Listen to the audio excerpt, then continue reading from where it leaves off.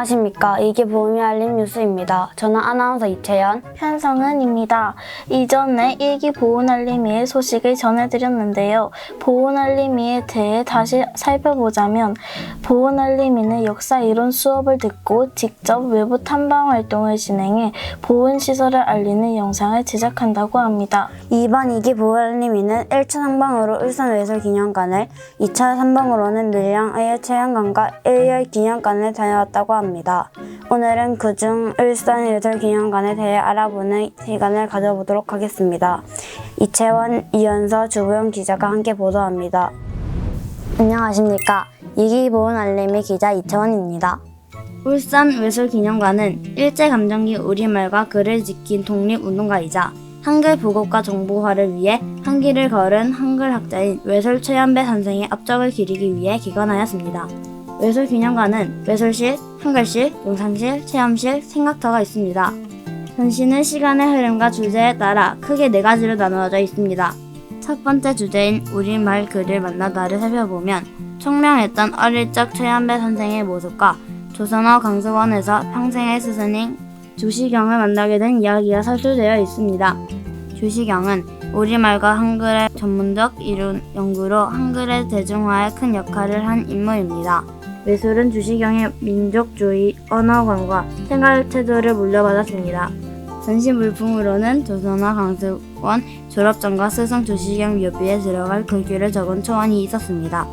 그 다음으로는 울산 병영 3.1 만세운동과 외솔의 관계성에 대해 전시되어 있었습니다. 병영 청년회가 주도한 울산 3.1 운동은 4사람이 총에 맞고 희생되었는데 이들의 넋을 기리는 충원비의 외솔이 쓴 비문이 새겨져 있었고, 전시관에서는 울산 병영 3.1 운동 재현 행사 영상을 관람할 수 있었습니다. 두 번째, 우리 말글을 지켜내다는 외솔의 조선어학회 활동에 대해 사술되어 있습니다. 외솔은 연희전문학교 교수로 취임하여 우리 말문 저술을 이어가고 조선어학회 활동을 시작했습니다. 한글 맞춤법 통일한, 표준어 사정, 외래어 표기법의 핵심적인 일을 하였고, 광복 후에는 우리말 교과서 편찬과 국어교사 양성에 힘을 썼습니다. 전시는 이와 관련된 중학 말본 교과서와 고등 말본 교과서, 조선말 큰사전과 원고 등이 전시되어 있었습니다. 세 번째, 우리말 글 보급에 힘쓰다에서는 해방 후 외설 교과서의 편찬에 대해 서술되어 있었습니다. 외설은 교과서 편찬 기본 방향 수립에 주도적인 역할을 하였습니다. 교과서는 모두 한글 전용과 가로체제로 바뀌었고, 이후 일본 출판물도 가로체제로 쓰게 되었다고 합니다. 뿐만 아니라 한글 기계화에도 앞장을 섰으며 타자기 자판의 통계 자료를 만들었습니다.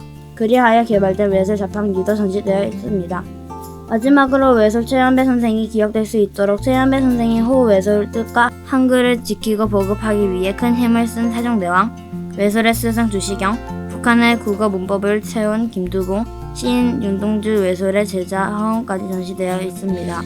이 외로는 최연배 선생이 생전에 참여했던 두루마기, 코트 등 기록 문화재로 지정되어 있는 물품들과 사진들을 볼 수 있었습니다. 또 최연배 선생의 일생을 쉽게 이해할 수 있도록 제작된 노래아트 영상도 관람할 수 있었습니다. 외설기념관은 시간의 흐름대로 최연배 선생의 업적과 일생을 살펴볼 수 있었고, 다양한 전시품, 최연배 선생의 명언과 글귀를 적어 인쇄하는 체험도 할 수 있어 쉽고 재미있게 관람할 수 있었습니다. 이상 기자 이채원이었습니다. 다음은 최연배 선생의 생가터에 대해 소개해드리겠습니다. 생가터는 기념관 2층 야외 공간에 보관되어 있고 최연배 선생의 단장이고 글귀가 적혀 있습니다. 생가는 없어졌으나 2008년에 복원되어 울산시 기념물 제39호로 지정되어 있습니다. 최연배 선생은 이곳에서 태어나 서울 경기도 중고등학교 진학할 때까지 거주하였다고 합니다. 이상 기자 이연서였습니다. 네, 외설기념관에 대해 잘 알 수 있었습니다. 이번에는 이기 보훈알림이 두 분의 인터뷰를 들어보도록 하겠습니다. 인터뷰는 주보영 기자가 진행합니다. 주보영 기자. 네, 안녕하십니까. 기자 주보영입니다. 이기 보훈알림이는 외부 탐방 활동으로 울산과 밀양을 다녀왔다는 소식을 들었는데 맞으신가요?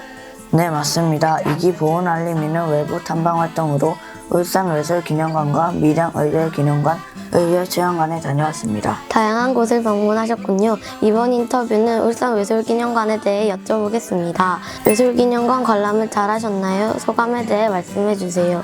네, 독립운동가라고 하면 다들 투쟁한 의사, 열사를 생각하기 마련인데요. 이 외에도 우리말을 지키기 위해 노력한 윤현배 선생님에 대해 새롭게 알 수 있는 기회가 되었습니다. 또 기념관 2층에 복원된 생가도 함께 관람할 수 있어 좋았습니다. 그렇군요. 관람 중 가장 인상 깊었던 점은 무엇인가요? 조선어학회가 1926년 한글날을 제정한 것과 1949년 한글학회로 이름을 바꾸고 현재까지도 학자들의 정신이 이어져 연구를 이어가고 있다는 점이 인상 깊었습니다. 또 최영배 선생님의 말씀과 글귀들이 곳곳에 적혀 있었는데 이 글귀들이 기억에 남습니다. 인상 깊었던 글귀 말씀해 주실 수 있나요? 손자분에게 보낸 편지 중 꽃이 예쁘게 피려면 물도 주고 정성껏 가꿔야 한다. 우리말과 글을 가다듬는 데도 정성이 필요하다라는 말입니다. 최연배 선생님이 얼마나 한글을 생각하셨는지 짐작이 가는 말이었습니다. 말씀처럼 최연배 선생이 한글을 얼마나 사랑하는지 느껴지는 부분이네요. 만약 관람 평점을 매긴다면 5점 만점에 몇 점을 주실 건가요? 5점입니다. 한글은 우리가 매일 사용하는 언어이지만 이렇게 사용하기 위해 지키고 노력한 사람들에 대해 새롭게 알 수 있었기 때문에 5점을 주고 싶습니다. 네, 그렇군요. 답변처럼 한글을 지키기 위해 노력한 최연배 선생님을 많은 사람이 기억하고 알아주었으면 좋겠다는 생각이 듭니다. 인터뷰에 협조해주신 이기 보훈알림이 여러분 감사합니다. 이상 기자 주보영이었습니다. 인터뷰 잘 들었습니다. 외술기념관 소개와 이기 보훈알림이 인터뷰로 외술기념관에 대해 알 수 있는 시간이었습니다. 네, 더불어 선기 자기 보훈알림이가 방문할 보훈시설도 기대가 됩니다. 인터뷰에 응해주신 이기 보훈알림이 분들의 말씀과 같이 독립을 생각하면 투쟁을 떠올리기 마련인데요. 투쟁 외에도 우리가 쓰는 한글을 지키기 위해 노력한 분들도 있다는 점을 많은 분이 아셨으면 좋겠습니다.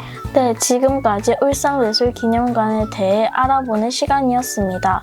이상 이기 보훈알림이 뉴스 여기서 마치며 3기로 다시 돌아오도록 하겠습니다. 무더운 여름 더위 조심하시길 바랍니다. 지금까지 아나운서 편성은 이채연이었습니다. 감사합니다.